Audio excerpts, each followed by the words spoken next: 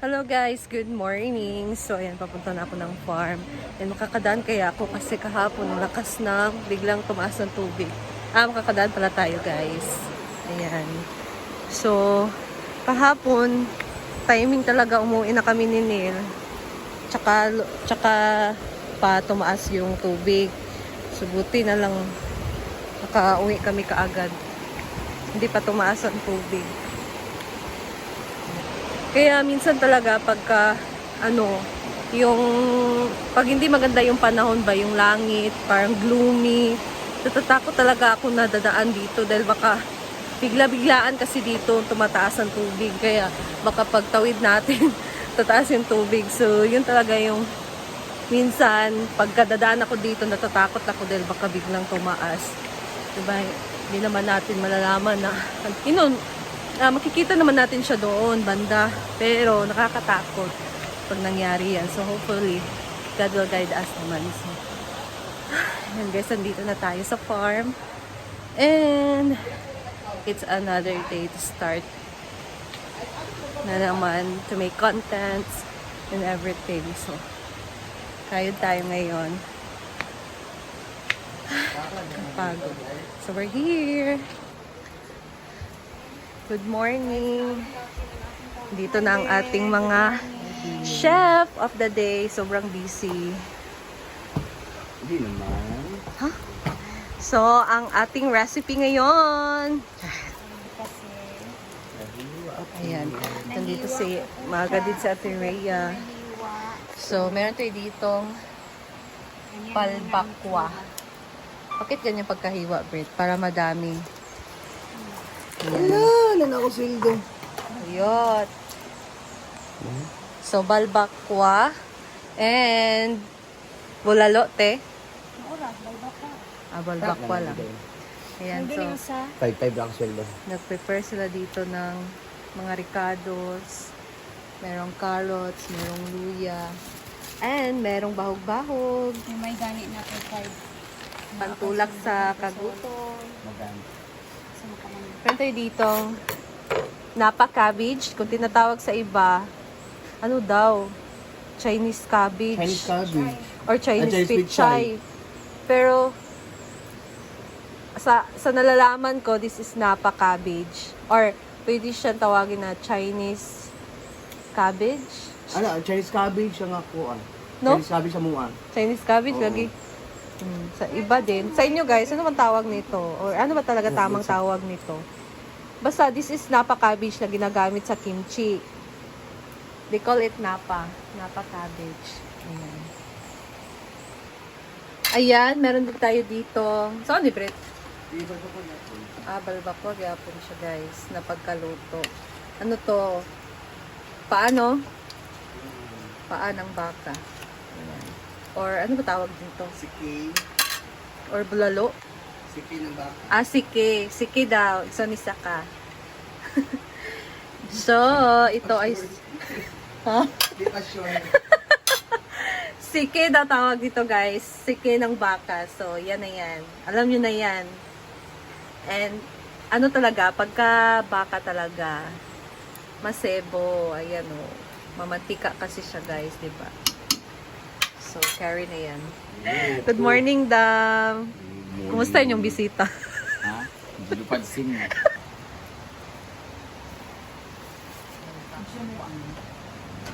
Balat ng baka. Sa nanay pala ni Jan. Ayan si Oyong. Kakagising lang niya. Dahil siya daw ang Madam Number 2, kaya ganyan ang kanyang outfit. Tubag, di ba? Ano ako dito? Ano number 2? Yes, Oh. alam nila yan lahat. Unang gingon nga, was number 2. Saan mo yan kinuha? Kasi may number 1, may number 2. Saan mo yan kinuha? Ay, binili ko to. As Madam number 2, binili ko po to. Hala. Natalo na yung... Hindi, binili ko to. Sada. Magluto na nga kayo. Tamad-tamad niyo. Sabi mo yan, huwag mo akong gamitin. Huwag mo gamitin. Magluto na nga kayo, tamad-tamad. Anong recipe ngayon? Madam number 1, magluto ka na. Ilan na ito sa Manila yung? Ha? 20 years. 20 years? Pangit yapon ka mo Tagalog yung.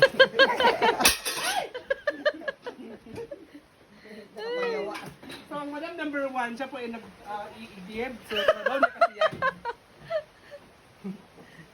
salit, kung na lang tagaan. Alam mo na kasi pag-iigib ng tubig.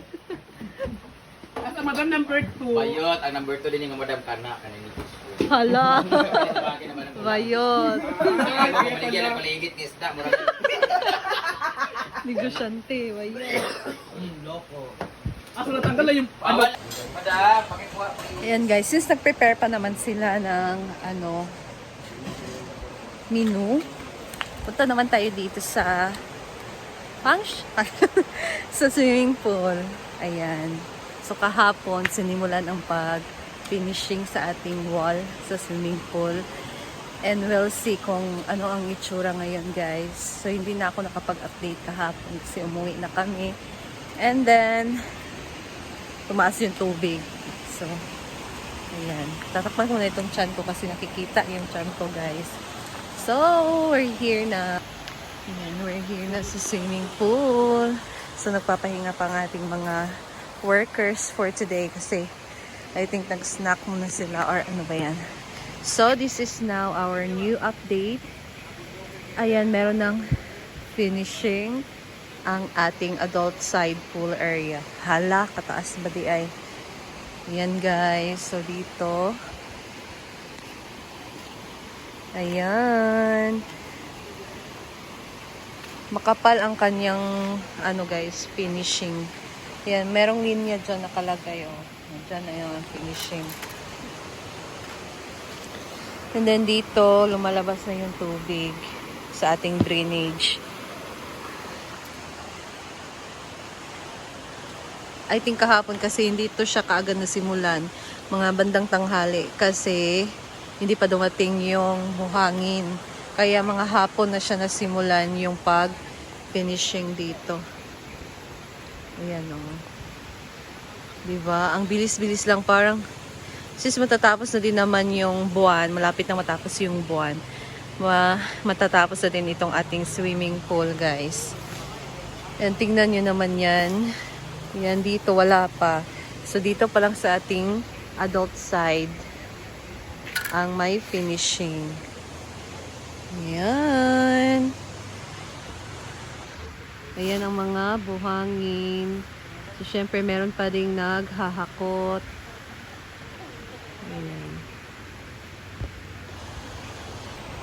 Tumas yung tubig kahapon, pero hindi naman kagaya nung last time talaga na sobrang lakas. So, biglaan lang siya. Kahit ano naman kahapon, hindi masyadong malakas ang ulan. Or hindi, mahina lang yung ulan or walang umahina lang.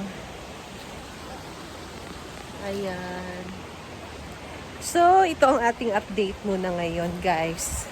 That's all lang muna. So, balik tayo doon sa farmhouse kasi tulong tayo doon na mag-prepare. Ayan guys, punta natin sila dito sa likod. Sa Tia yung magluluto ngayon sa kanyang bag recipe na sinong nakaapak ng ayan, nandito sila sa likod. Si Ate Rhea and si tawag nito? Ang pangalan mo? Britney. Ha? Oo po. Ayan, minsan talaga may mga Kalbaryo sa mga oo. Chef. Bakay na ko diyan. Ngit-ngit lang god oh. Kita nimo. Ayan. Nasugatan sa Tia guys sa Inuwa ko talaga yung ako. my goodness.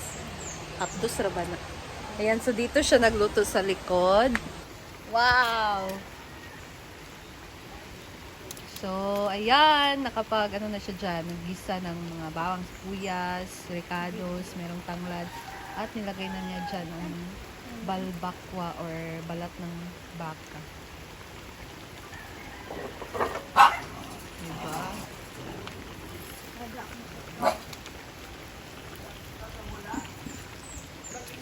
So, this is, kaibang klase din ng balbakwa, guys. Kasi may karo. Oo, siyang mga gulay. Kasi, yung balbakwa dito sa amin, lalo na sa mga Bisaya, walang mga ibang nilalagay. Ano lang, balbakwa lang siya na merong sabaw, tapos lalagyan lang siya ng mga, yan lang, bawang sibuyas. Wala nang ibang gulay, mga ganyan na ilalagay. So ito, this is special kasi meron siyang mga gulay, tapos Malalaman natin yan later pag maluto na yan, guys. So, si Ate Rhea yung magluluto ngayon. And meron pang ganito. Parang siyang, ano siya, balbakwa slash na parang bulalo, ganon. Kasi merong mga ganito. Merong ano dito. Siki daw to ng baka. So, masarap talaga to. Baros. Tagasa, nagkunan nito. Ba, Amerika.